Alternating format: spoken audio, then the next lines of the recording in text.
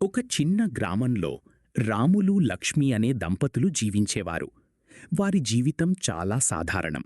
రాములు రైతు, లక్ష్మి గృహిణి.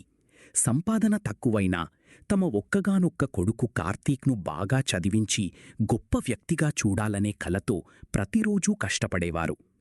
ఆ సంవత్సరం పంటలు సరిగా పండలేదు. అప్పులు పెరిగిపోయాయి. ఇంటి ఖర్చులు కూడా భారంగా మారాయి. అయినా లక్ష్మి రాత్రింబవళ్ళు కుట్టుపని చేస్తూ, రాములు పొలంలో మరింత కష్టపడి పనిచేస్తూ ఒక నిర్ణయం తీసుకున్నారు. ఎలాంటి పరిస్థితుల్లోనూ కార్తీక్ చదువు ఆగకూడదు. కొన్ని రోజుల తర్వాత కార్తీక్కు ఇంజనీరింగ్ కాలేజ్లో సీటు వచ్చింది. ఇంట్లో అందరూ ఎంతో ఆనందించారు.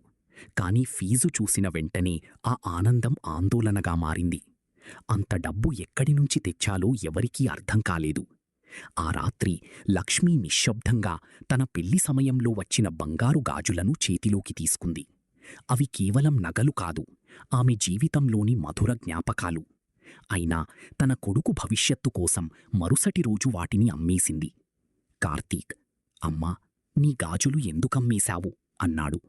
లక్ష్మి, బంగారం మళ్ళీ కొనొచ్చు బాబూ, కాని నీ భవిష్యత్తు మళ్ళీ కొనలేం అని చెప్పింది.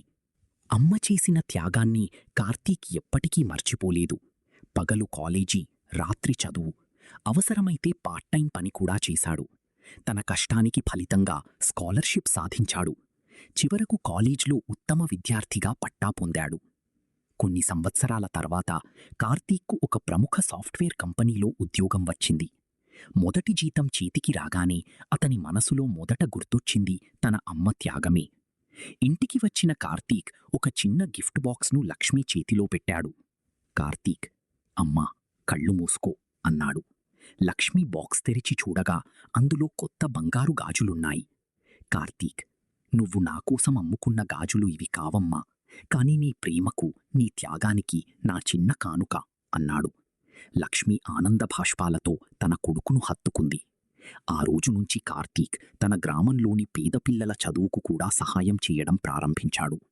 ఒక తల్లి త్యాగం ఒక కొడుకు జీవితాన్ని మాత్రమే కాదు, ఎన్నో కుటుంబాల భవిష్యత్తును కూడా వెలిగించింది. తల్లిదండ్రుల ప్రేమ, త్యాగం, ఆశీర్వాదం, ఇవే ప్రతి విజయానికి నిజమైన పునాది.